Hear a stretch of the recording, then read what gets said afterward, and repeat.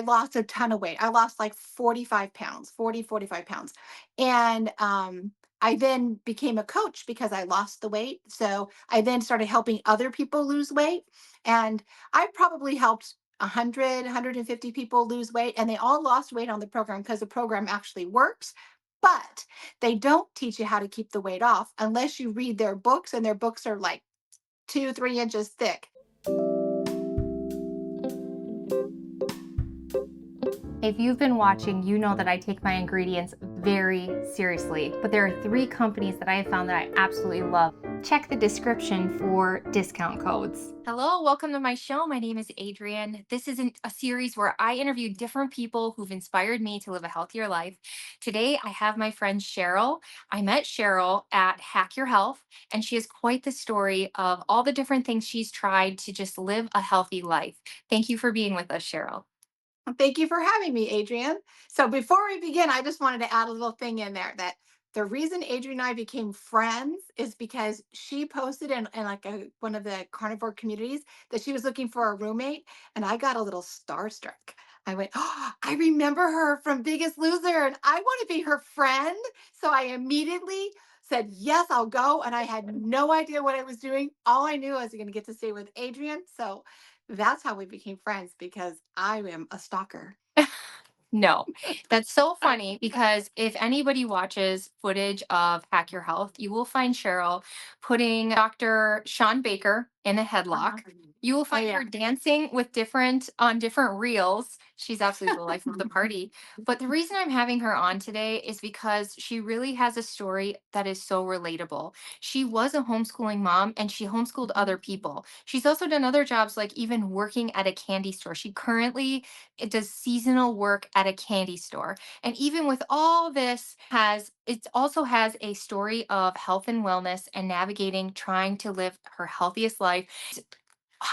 Do you want to tell us how old you are or no? Sure, I'm 58. She's 58.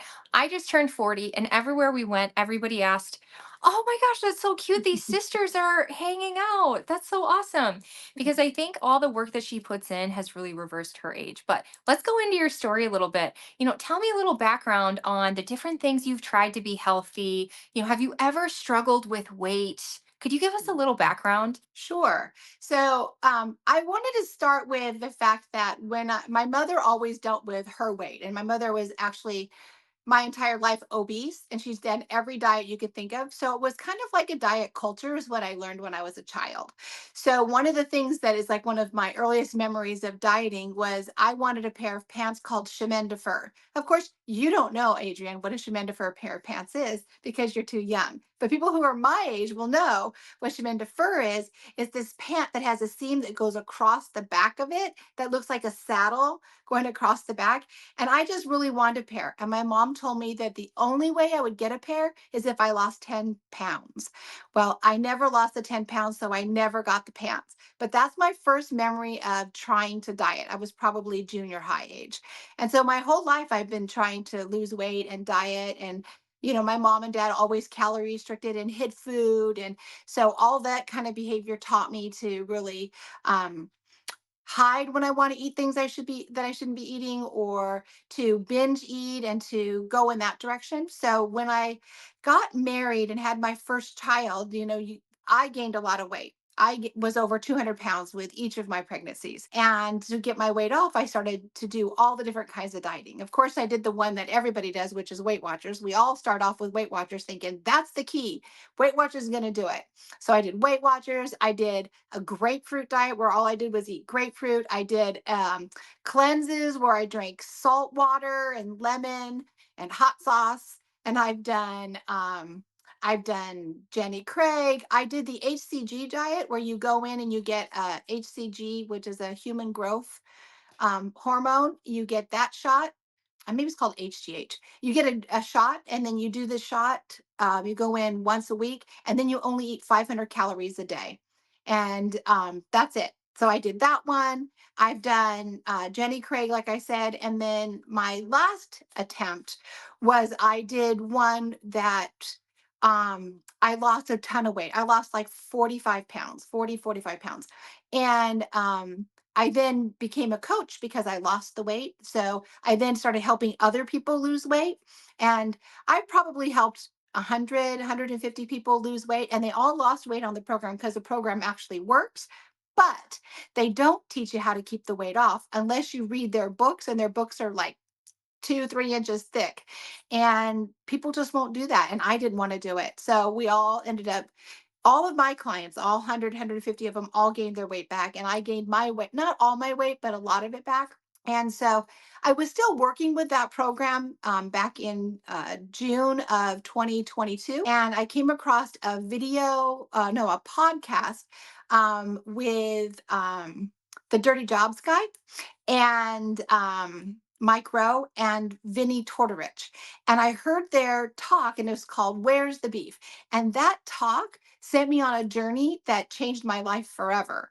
I started doing what Vinny calls NSNG, which is no sugar and no grains, which is basically keto. That's basically what it is. So I started doing that. And I did that from June of 2022 to April of 2023. I never lost my cravings for sweet things. I never lost any weight. In fact, I gained some weight. I never had like these changes in my body where I felt better or had more energy. I think that my brain was a little clearer, but that was really it. But I liked eating that way, but my cravings didn't go away. I still had cravings. So in April of 2023, that's when I discovered carnivore. I started listening to different YouTube people with carnivore. I listened to, first, I started off with Kelly Hogan. That's who I started off with. And then I listened to Dr. Lisa Wiederman. I listened to Sean Baker and, all the ones everybody listens to. I listened to all of them. And I just realized that that was something that I could possibly do because all I needed to do was just take out the vegetables and the fruit and then I'd be carnivore. So I started that in April of 2023. And that's when I noticed some big differences. So from April 2023 until the present time, I've been carnivore. I'm probably one of the few that I would think that doesn't have a big weight loss story with it, but I have a lot of things that I did, benefits that I got that were not regarding weight. And that is what keeps me continuing to do carnivore, even though I don't have the weight loss story. What are some of those things that have happened? So the biggest thing is that I used to get headaches all the time. I would get a headache once a week, sometimes twice a week, and they were pretty severe to the point where I had to go and take medication. And I would take 4 ibuprofen, which is a lot, and that was the only way I could get rid of my headaches. But I would get these headaches, and they wouldn't go away. So when I started doing carnivore, now they didn't go away when I was doing NSNG, but when I went to carnivore, the headaches went away. My brain all of a sudden was clear and I started thinking better. I think that I know that as we age, our brains just don't like the synapses doesn't work properly and things don't, you can't come up with words and you can't figure out what you want to say, and it's very difficult. Like, oh, you remember that thing, and you can't come up with the word. So when I started to do carnivore, within 2 weeks I started, my words came back and things, memories came back. And then I had been a runner. I started running in 2008, and I've run a lot of miles, and I started having problems with my hip and with my knee. So doing carnivore, my knee and my hip pain went completely away. I had pain in my hands. My hands were starting to feel like swelling up, and I would have like joint pains and stuff like that. And that all went away. In fact, I have a list because I have this little book right here. I don't know if it comes up backwards on yours or not, but this is my book and it says Making Good Choices. And then it has the Kelly stickers right here. This book I used to take notes in whenever I was listening to a video. I wrote down my food in it, and I did write down what I did write down right here. After 1 month of carnivore, what were some of my outcomes from it? So I said, I have no cravings. So I didn't have any sugar cravings anymore. My knee pain was gone. My brain fog was gone. Oh, this was the part that, okay. So my whole life, my heels on my feet, the heels were like, not just like sandpaper. They had looked like they were peeling, like parts of it were coming off, and I used to sit down and pull it and peel off the skin on my heels because it was so dry and crusty like that. And my mom had it too. We used to get these things and scrub your heels. That is gone. My heels are completely soft. If I could lift my leg all the way up here, I'd show you, but I can't, so I won't. I always had problems with, and I've never been diagnosed with IBS, but I always had problems with bloating and gas. And was horrible for me. Like, I would get up and walk across the room and I would toot every step I took. And then when I go to the bathroom, my stomach was so swollen and distended, it was hard. And I always had problems going to the bathroom, but I had this problem. I went carnivore and my tooting completely stopped. No more tooting at all. In fact, my in-laws, who used to always comment about my tooting, had said, "You don't toot anymore. What's going on with you?" It's like I moved over to carnivore, and I don't. My kids noticed it, and my husband noticed it, and my stomach got better. Also, that I stopped having body odor. Now that's weird. Like my underarm pit stopped smelling, so I don't have to wear deodorant, so I have no problems with that. I have no plaque on my teeth. So that's weird. It's like my teeth always feel smooth, and I I was shocking because, like, after you eat or whatever, you get that little grainy feel on your teeth. I didn't have that anymore. And then I sleep really good at night. I have no problem with sleep. And there was one more, and that I wanted to share, and that was that, like, all of my senses seem to be a little bit better than what they were before. And it's those kind of little side things make me want to stay doing carnivore and keep working at it, even though I haven't lost weight. Now, I don't blame carnivore for me not losing weight. The reason I didn't lose weight is because I would go maybe 8 weeks or so staying strict carnivore, and then some people call it fall off the wagon, but I actually call it jumping off the wagon. I would jump off the wagon and fall headfirst into whatever sweet thing I had. Now, as Adrian has said, I work for a candy place. The place is called C's Candy. And if you're on the West Coast, everybody knows what C's Candy is. I worked for C's Candy, and you can have as much candy as you want. But I don't know how to have just one piece. If I have one, I'm going to have seven or I'm going to have 10. And then I'd go home and have more things because, well, I already blew it today. Might as well have more things. And so I'd have one day where I would do that, and any gains that I had from the 2 weeks would then be gone, and I'd have to start over again. And I would start the next day. It wasn't like I would stay eating that kind of stuff for like a week, but I would do it for the day. But it would be enough to, like, whatever gains I got. Like if I had lost 3 pounds or 4 pounds in those 8 weeks, they would all be back again. Within a day or 2 days, it'd all be back. And then I have to start again. And like I'd start again new. I'd go, okay, I've got this. I'm going to redo it. I got it. I can do it. And so I'd start again. And that's where I'm at. Did you say something about your vision too? Yes, my vision. That was one of the other ones I wanted to talk about. Okay, so I have pretty much um, my distance vision is perfect. I don't need to wear any kind of glasses or anything for my distance. But for close up, I always had to wear a pair of cheater glasses, or I do something called monovision, which means that I wear one contact in this eye, and this one would make it so I can read up close.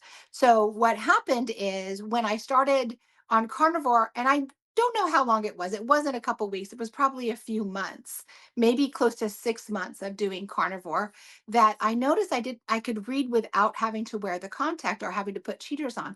Really, really small fine print I still have problems with, but like I can read books, I can read, like on labels of things as long as they're not super tiny, I can read those. And so my nearsighted vision has gotten extremely better. So I don't wear a contact anymore. And if I do have to wear my little cheater glasses, I wear them very first thing in the morning when I wake up before my eyes are fully awake. And then I don't have to wear them again. Or if I'm working on a computer for a long period of time, I'll have to have some help with that. But other than that, I don't have to wear contacts or cheater glasses at all during the day.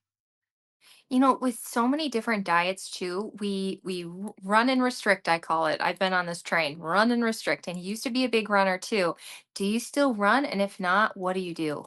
I don't run anymore because as I've aged, my body, my body just doesn't really care for it, and I don't really care for it. So I ran so much. I have over 100 medals, so I've run a lot of miles. And when 2020 hit, I just decided I didn't want to be a runner anymore, and so I stopped running. But I live in a very hilly area. There's lots of hills here and lots of trails. So I walk a lot, and I don't walk slow. I walk fast, and I do a lot of walking up and down the hills. And then I do some body weight exercises, like I'll do squats and push ups and stretching of my body. My goal is to go to the gym twice a week.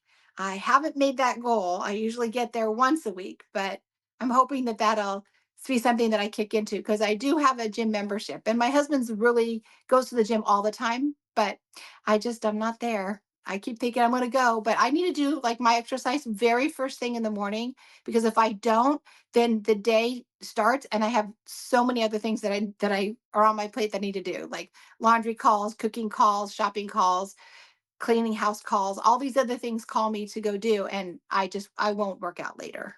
So, what kind of goals do you have going forward with this? Is it really just to keep being healthy and eat, or is there anything else that you're working on? Okay. So, um, I have realized through doing carnivore just how addicted I am to food and specifically addicted to sugar. And so my goal is to just stay off of sugar. I still have a goal of wanting to lose some weight. I really would like to lose, 15 to 20 pounds, maybe. If I get 10, I'd be happy. I would like to lose some weight, but because the health that I've received from doing this and the way I feel and the simplicity of this, because when you do this, you don't have to think about what you're going to eat. You just take something out and cook it and eat it, and it's delicious. There's no like, oh, if we're gonna have a steak, what are we gonna have for the sides, and what are we gonna do for this? And then, like some people will say, oh, this is a very expensive way to eat. Actually, I think that I'm spending less money because I'm not buying bags of lettuce or vegetables or fruit that I'm then having to throw out because nobody's eating it. Because I don't have to buy that stuff anymore. So just buying the meat, I never throw meat out. I mean, I eat it all, or my husband eats it, or my son eats it, so it all gets eaten. I think that the main goal for me though is to be completely free from sugar for the rest of my life. Not to eat sugar anymore. And because I've learned through to people and the doctors that sugar is highly, highly addicted, and sugar comes in many forms. And that when I eat the sugar, it doesn't matter whether it's high fructose corn syrup or regular cane sugar or it's just fructose from fruit, whatever that sugar is, for me, it causes me to crave it and want it, and then I binge on it. I'll go and eat more than what I possibly could. Like some people can have a few blueberries and be fine. If I start eating blueberries, I'm gonna eat the whole container of blueberries because I can't just eat a couple because they just keep calling to me. I'm sitting in the living room and it's going, Cheryl, come and eat me. The blueberries are still here. Or I have, like if you have a scoop of ice cream and you sit in the living room, you can hear the ice cream calling you from the freezer, like, come back, there's more, but wait, there's more. So I know that I have to just abstain. I can't be one of those people that can moderate. It's just not how I can do it. I have to abstain, which will be really tricky because I am going back to working in November back at C's. And when I go back, I have to not eat the candy that I'm passing out to everyone. So it'll be tricky, but I think that's like one of my biggest goals is that between now and November that I stay off the sugar long enough that when I go back to work that it won't be a trigger for me to go in there and want to eat that. If if you're so good until then and then you do eventually get triggered, would you ever leave that job or Yeah.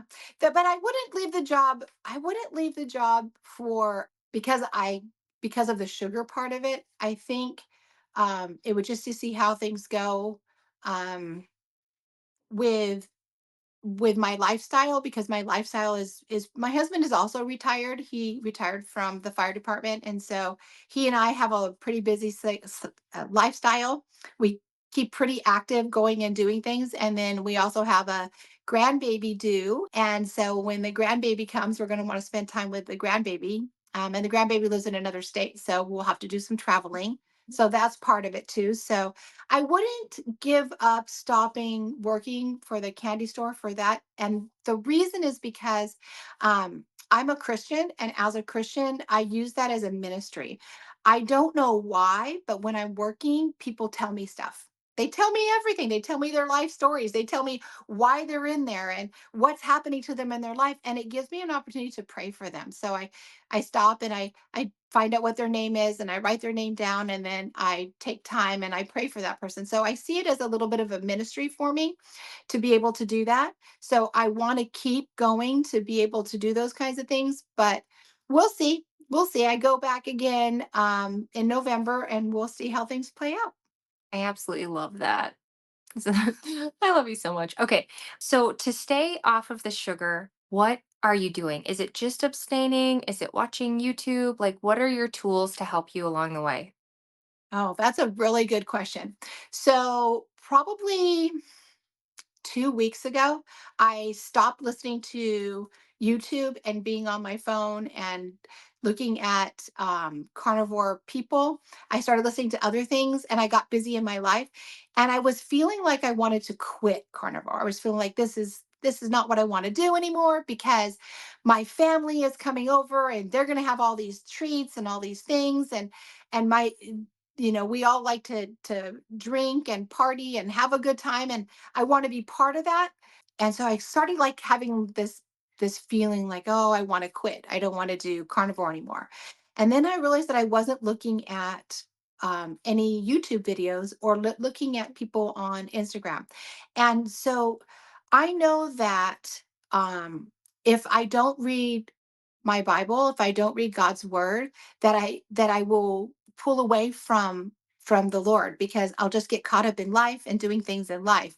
And I have heard this saying from a long time ago that says, one week with 1 week not being in your Bible makes 1 week. And that's exactly the same thing with this. If I stay away from keeping my mind renewed and refreshed of why I'm doing what I'm doing, what carnivore is about, what my goals are, and what I'm focusing on, if I stop doing that, it's very easy to fall into the ditch and do things that I know I shouldn't be doing and eating things that I know I shouldn't be eating. So I have to stay focused on looking or listening to YouTube videos, or looking up people on Instagram, or being part of a Facebook group. I think that one of the most important things that you need to do as a carnivore is to be in community with other carnivores. All the other programs that I've done, I've always had to pay money to be part of, and to have somebody help me, and then I find other people who are doing it.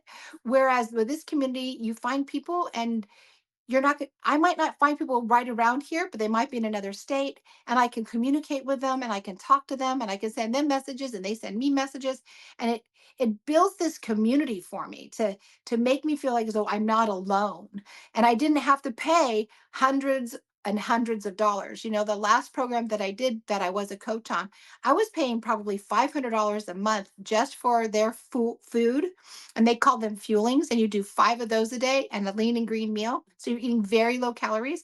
And I would pay all that money just to do that, whereas this is not costing me anything. This, I just be able to get my information from all the wonderful people like Adrian, who puts out the information so that we can learn it, and I love that. So I think that the most important thing, for me and for people who are thinking about doing carnivore, is to definitely get involved in a community and get on YouTube and find the people that you connect with, and the people that say things that you understand.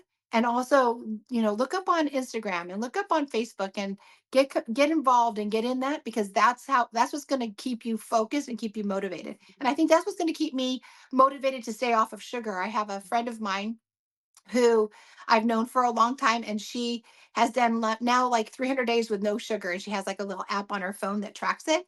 And so I got the app and I started tracking it, and I'm now, I think, because I fell off the wagon, or jumped off the wagon after my husband's birthday when life was stressful, and ate cake. So I've now been cake free and sugar free for about 17 days, which is not very long. So, but like I said, I just have to keep moving forward and keep doing what I'm doing because I know that how I feel. And so I'm going to keep doing it. Even if my weight stays exactly where it's at, I'm going to keep doing carnivore because I love all the other non-scale, what do they call non-scale victories that I have and non-scale things that have come along. Oh, I 100% agree, especially the mood and the people. And I love you've brought up two different things. One is people could go on Facebook. There's a bunch of free groups. I know Cassie Carnivore Quest has a free group. There's some free groups on Mighty Networks. I think Angel Healing Carnivore. I'm saying her name wrong. She has I think there's free ones on Mighty Networks. I don't Mhm. know about you. You'll have to tell me about when you go out to eat. But when I go out to eat, I purposely pick places where I can order a la carte. And my pound of meat will be 12 bucks. And like a good one would be Applebee's. I can get like two or three burger patties for like $13. And my husband will order a meal and pay $25. And I don't know if you've been to Applebee's lately, but the meal is like this big and it was $25. So I feel like Wow. I've been saving a lot of money. But so do you have what kinds of things do you eat every day? So pretty much every day, I have some kind of burger patties because I enjoy the burger patties. But then I also have steak. I'll have eggs. I like bacon. I have I really am a pork person. So I really enjoy you can get these pork shorter steaks and I cook them up in my air fryer, have those. I'll have pork belly. I also really enjoy eating flanken ribs. Those are probably one of my favorite things. Those are Mm. those ones that are really thin and long and they have they have like flat bones, round flat bones in them. Those are probably, I would say those are probably my number one favorite thing. And so usually what I'll do one day is I'll just air fry and cook a whole bunch of stuff up all at once. And then I have it in my refrigerator and then all I have to do is just take it out and heat it up. I do have to cook at night because my husband doesn't like reheated food for dinner. He'll eat it during the day, but he doesn't really care for it for dinner. So I usually have to make something for him for dinner. But so that's the only time I actually make something different. But my husband has really been great and very, very supportive. So he does eat carnivore at home when I feed him, but out in the world away from home, he eats whatever he wants. He doesn't follow a carnivore diet. He's very happy and content to just eat what he wants to eat. So that's what he does. And then when it comes to going to restaurants, I can go pretty much any restaurant. And usually, what I do is I will find out what restaurant we're going to and look at the menu ahead of time and already decide what I want. And it all depends for me who I go out with. So if I go out with somebody who knows I'm a carnivore, then I have no problem ordering and saying, "Oh, I'll get chicken wings. I want them to be dry, and I'm just going to eat those. That's all I'm going to have is chicken wings."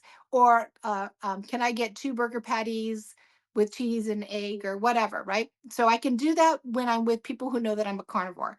When I'm with people who don't know I'm a carnivore, I really don't like to throw myself out there because it has a tendency to trigger people and then they get weird. They get really weird. So what I mean by that is they start looking at you like I went on a vacation with a whole bunch of people and they found out that I was carnivore and so we'd go in someplace and they say, "Oh, Cheryl, they have meat for you." I'm like, "They always have meat. That's weird." Or they'd say, "Look at you, you got your steak." And I'm like, "What does it matter? Do you look at the gal who's a vegetarian and say, look at you, you got your salad?" No. So people get weird. And if I order something and then I like have to make it special or whatever, they kind of look at you weird. And I did have somebody that I care about deeply who kind of got weird and like upset because I was ordering my food and saying, "Don't give me this and give me that and make this." And so what I do when I go out with people who don't know that I'm a carnivore, I just order the food the way it is, unless it has some kind of a sauce and I say no sauce. And then I just eat the meat part of it. And then I just leave the rest. I've also been known, I don't know if I should say this, but I've also been Please known to do. go to people's houses that don't know I'm a carnivore and I take food and put it on my plate, but I don't take a lot and I just kind of smash it around on my plate and move it around because I ate at home. because I knew that I was probably going to go and there wouldn't be something I could eat there. So I just take a little bit and smash it around my plate. They're not paying attention to me. And then I can just get rid of whatever I have, but it looks like I ate when I really didn't.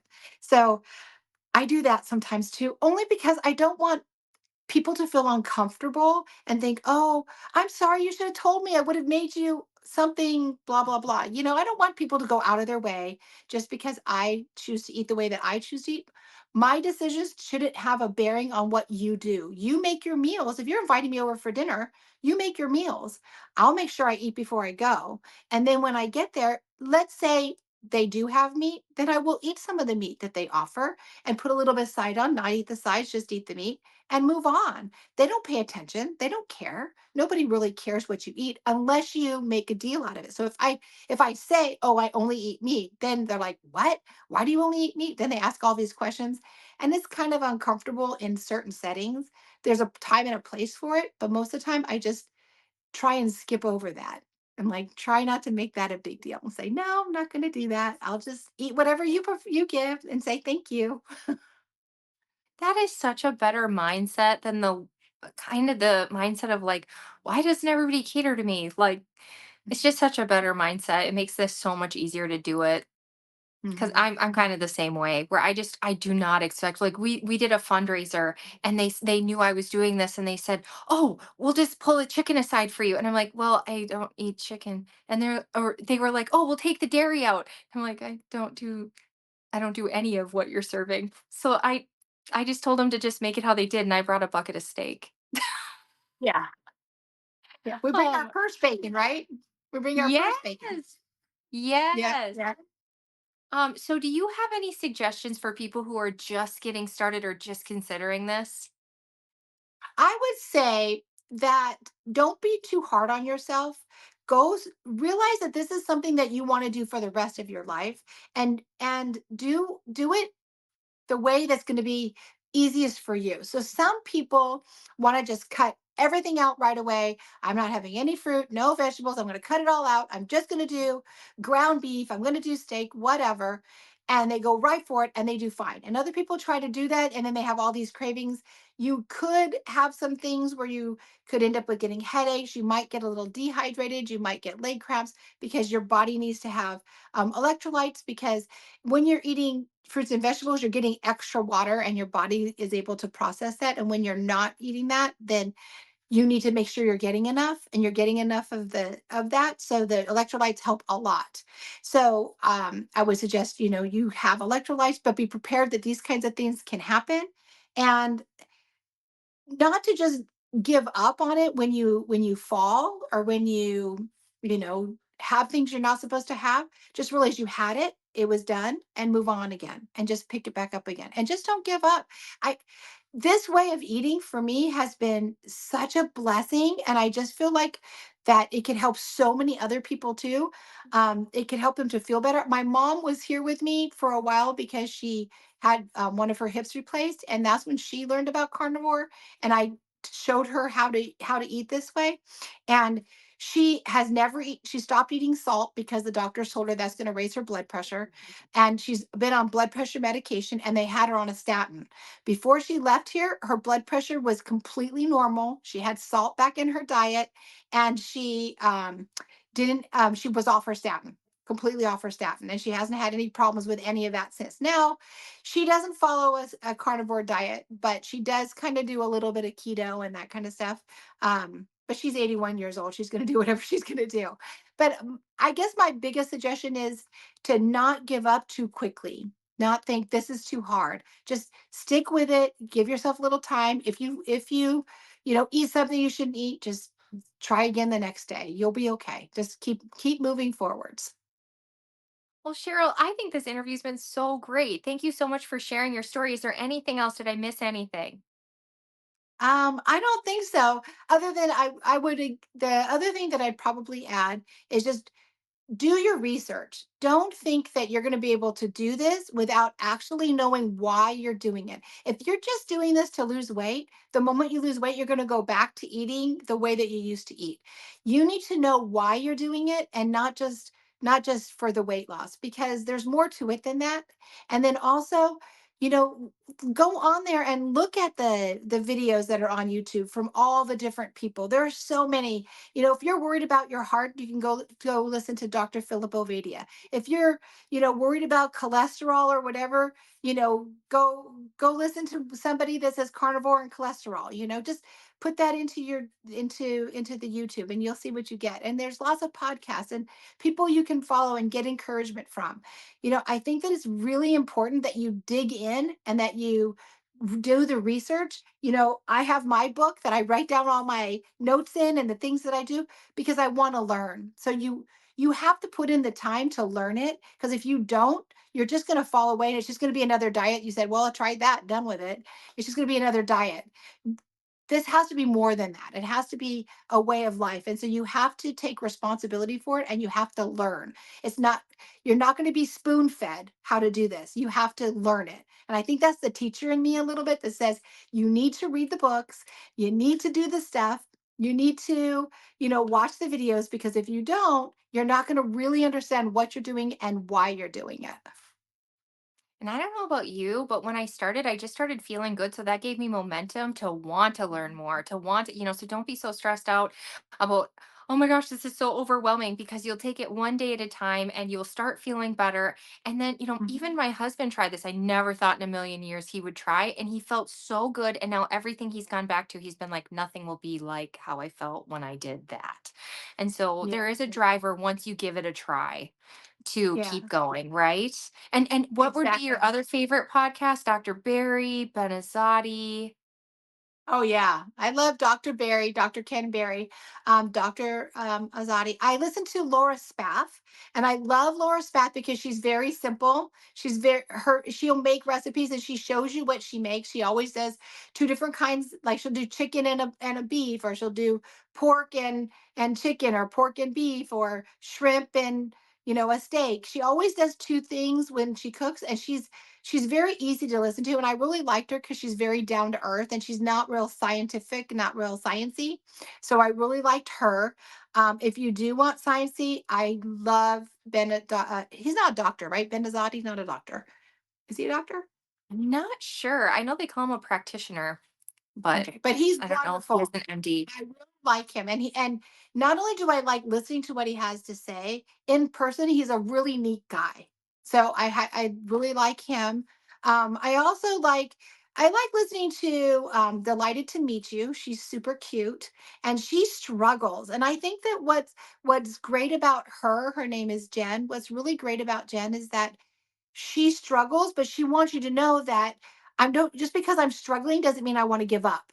What it means is that I need to keep working on myself and working on figuring out how to do this so that I can keep going.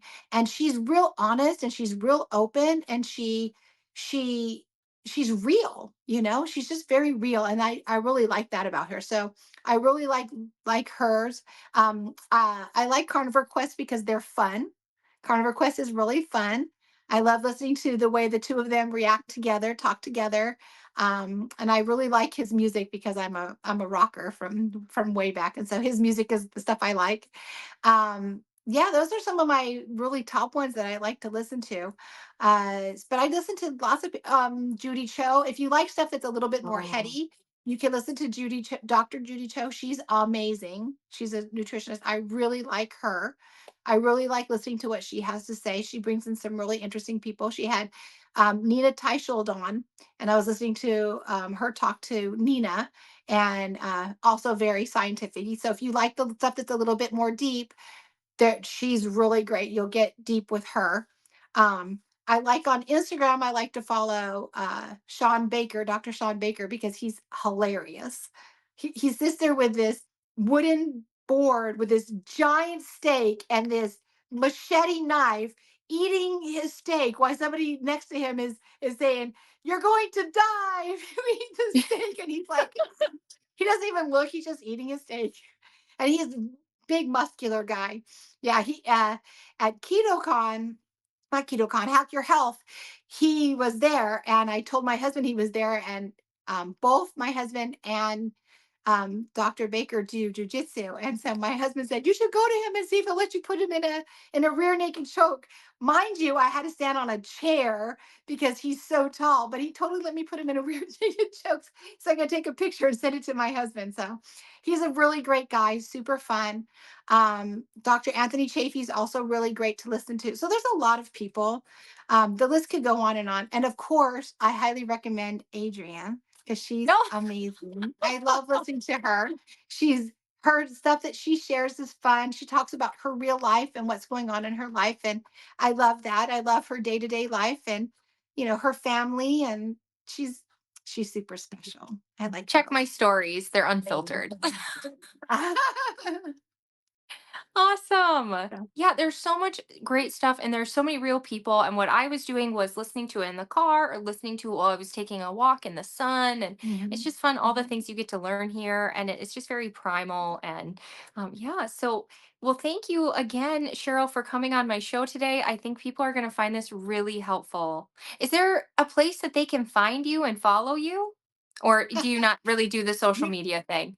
Well, I do. I have a social media, but I'm not like I'm not a personality. I'm just myself. And if you want to be on there and you want to talk to me or whatever, you can. I'm just at Cheryl Walks Carnivore. I just changed that from Cheryl Runs because Cheryl doesn't run anymore. But I Cheryl Walks. love it. I So love you can it. have you can request. I'm private, but you can request me at Cheryl Walks Carnivore, and I'm the likelihood of me saying yes is going to be pretty good. But I do post stuff about my walk with the Lord, and I post stuff about being a carnivore and about being healthy, and I post stuff about my family. So it's all that kind of stuff on there. So you're more than welcome to join me and see what I have to say and see if you can, see what's there. There's a lot of little clips of different things. So yeah, sure. If you want to come over, come over. Cool. Well, thank you so much. Thank you, everybody, for tuning in. Until next time, have a great night. Have a great night. Bye for now.